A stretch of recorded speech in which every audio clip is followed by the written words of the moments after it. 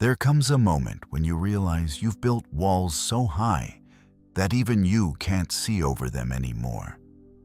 You've been protecting yourself, setting boundaries, learning to let go of what you cannot control. Your voice sounds different now when you say no. Your chest doesn't tighten the way it used to when someone is upset with you. You sleep better at night. But somewhere in the quiet, you notice something else. A numbness where feeling used to live. A distance that wasn't intentional, but appeared anyway. You don't speak about it. You simply notice that caring feels dangerous now. That warmth feels like weakness. That the safety you built might also be a cage. This isn't unique to you. Many people reach this place, not because they are broken or heartless or incapable of love, but because they learned that caring too much meant hurting too much. That openness invited pain. That every time they let someone in, they paid for it later.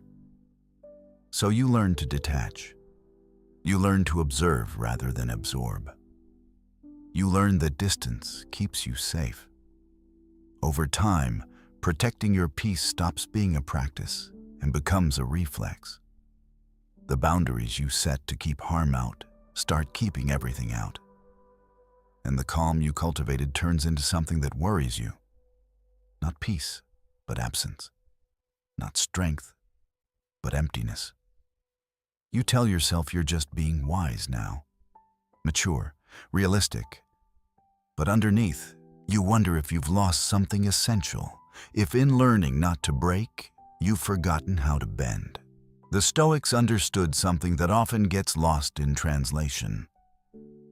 Detachment was never about disconnection. It was never about caring less. It was about caring differently.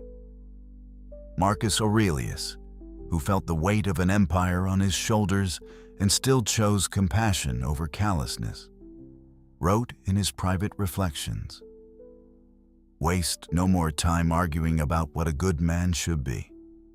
Be one." He wasn't telling himself to stop caring. He was reminding himself not to let his caring become a performance, a burden, or a source of endless suffering. The Stoics weren't asking you to become cold. They were asking you to become clear. We confuse detachment with indifference. We think that not controlling means not caring.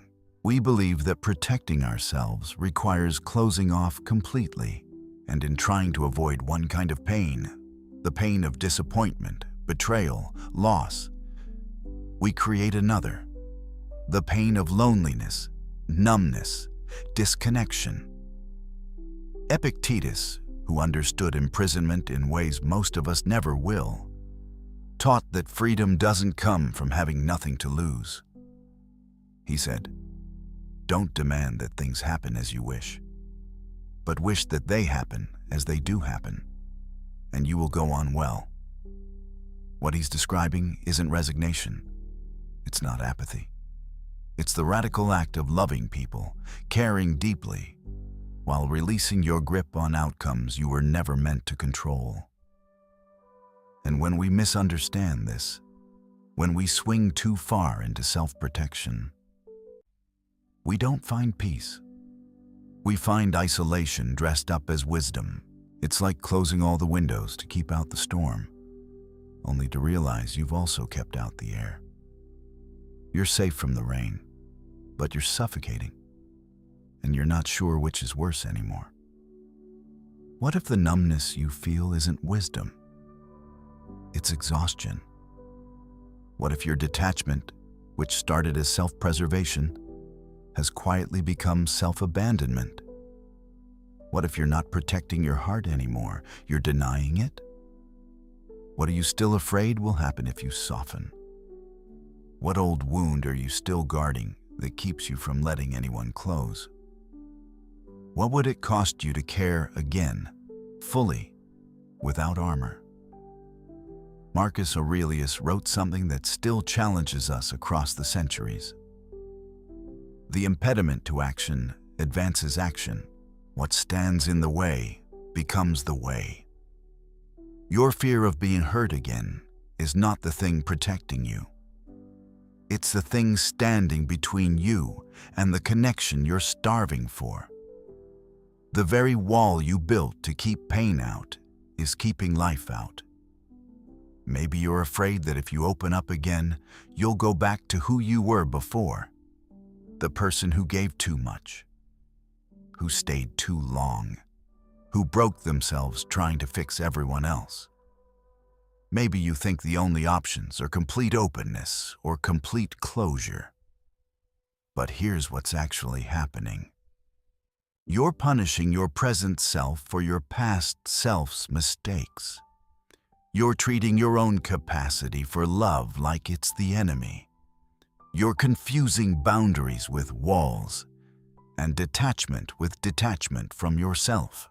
Seneca, who knew what it meant to lose everything and still choose meaning over bitterness, understood this tension. He wrote, "A gem cannot be polished without friction, nor a person perfected without trials." The hurt you experienced didn't make you weak. It revealed your capacity to feel deeply. And that capacity, that ability to care, isn't something you need to destroy. It's something you need to honor differently. Detachment was supposed to free you. But if it's left you feeling empty, it's not detachment. It's disconnection. And there's a difference. You don't need to choose between self-protection and connection. You're allowed to have boundaries and still be warm. You're allowed to let go of outcomes and still show up with your whole heart. You're allowed to care deeply while accepting that you can't control how things unfold. You're allowed to love people without losing yourself. You're allowed to be disappointed without regretting that you tried. You're allowed to feel again, even if it means you might hurt again. Detachment isn't about feeling less. It's about attaching to the right things. Your values, your integrity, your peace. Not to outcomes. Not to other people's choices. Not to things you were never meant to carry. True Stoic detachment means you care so deeply that you want what's genuinely best. Even when best doesn't include you getting what you want. It means loving without possessing, connecting without clinging, showing up without controlling. Today, if you do nothing else, you might try this. Place your hand over your heart and say quietly, "I am allowed to feel, and I am allowed to let go." Both things at the same time, not one or the other. That paradox, that willingness to hold both caring and releasing, is where real freedom lives. Peace doesn't come from caring about nothing. It comes from caring about what matters and releasing what doesn't. It comes from understanding that you can be soft without being weak. That you can be open without being reckless. That you can protect your peace without building a prison. When you detach from outcomes, but not from compassion. When you release control, but not connection. You make space for something you've been missing. The ability to love fully without fear destroying you. The freedom to care without attachment suffocating you.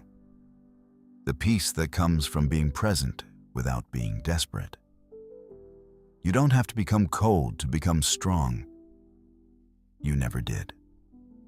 Real strength is staying warm in a world that makes you want to freeze. Real wisdom is caring anyway, even when you know it might hurt. Real detachment is loving with open hands instead of closed fists.